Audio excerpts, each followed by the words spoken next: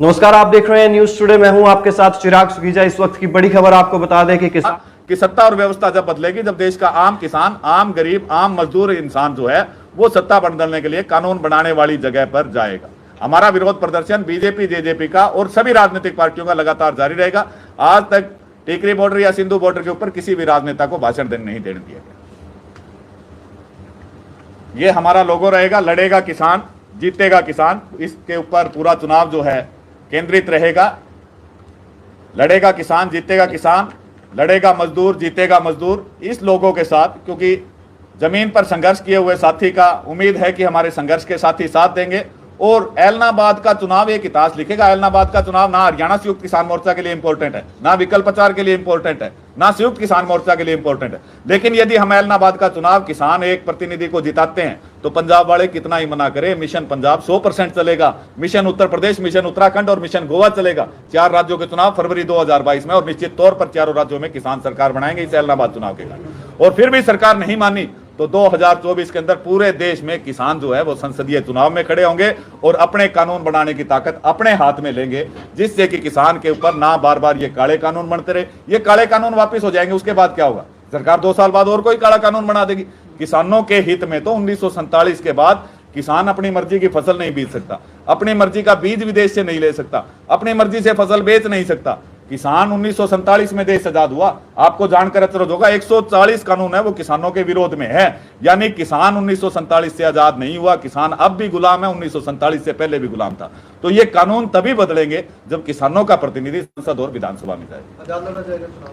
निश्चित तौर पर हरियाणा संयुक्त किसान मोर्चा के बैनर के नीचे, क्योंकि हमारी कोई राजनीतिक पार्टी तो है नहीं कि हम उसका लोगों के ऊपर चुनाव लड़े। वो निश्चित तौर पर किसान प्रतिनिधि के तौर पर लड़ा जाएगा और उसमें जो भी हमें चुनाव चिन्ह मिलेगा बैनर हरियाणा संयुक्त किसान मोर्चा का हो।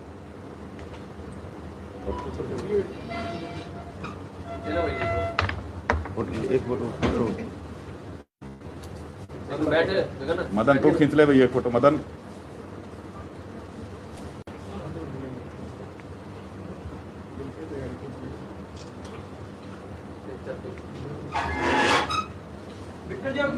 किससे मांगते हो? किसानों से किसी का कोई मुकाबला ही नहीं है। एक तरफी जीत होगी। हमारी खुद की विचारधारा से कि नहीं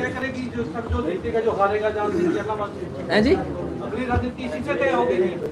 अगले किसानों की राजनीति के लिए तो ये नींव भरी जा रही है। जैसे हम मकान बनाते हैं, मकान में सबसे पहले नींव मजबूत रखते हैं। तो देश में क्या किसान राजनीति कर पाएगा? क्या फैसले ले पाएगा? ये सभी फैसले ऐलनाबाद चुनाव डिसाइड करेगा। क्या किसान उतना परिपक्व हुआ है कि अपने प्रतिनिधि भेज सके?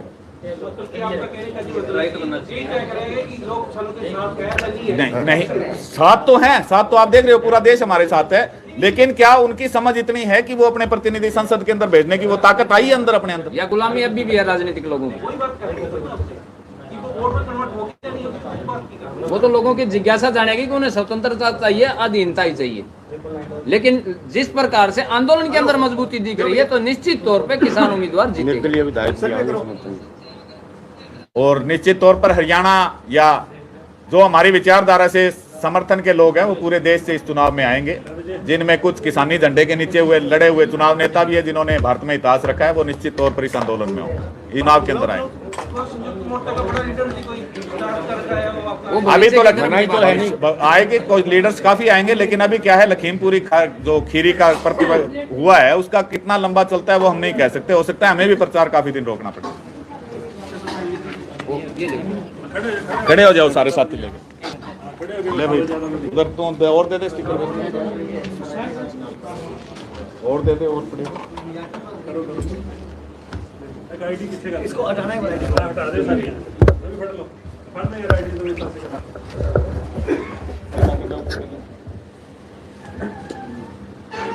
इस वीडियो में बस इतना ही। आप देखते रहिए न्यूज टुडे। अगर आपने अभी तक न्यूज टुडे के YouTube चैनल को सब्सक्राइब नहीं किया है तो YouTube चैनल को सब्सक्राइब कर लीजिए, Facebook पेज को लाइक कर लीजिए, क्योंकि सबसे पहले न्यूज टुडे आप तक खबरें पहुंचाता रहता है। देखते रहिए।